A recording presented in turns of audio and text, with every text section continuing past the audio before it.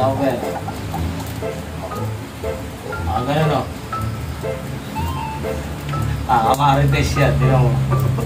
Marites yung isda na yan. Lang oh. Ganun. Lagi niya rin nila. Marites eh. Oh. Marites yung isda na yan.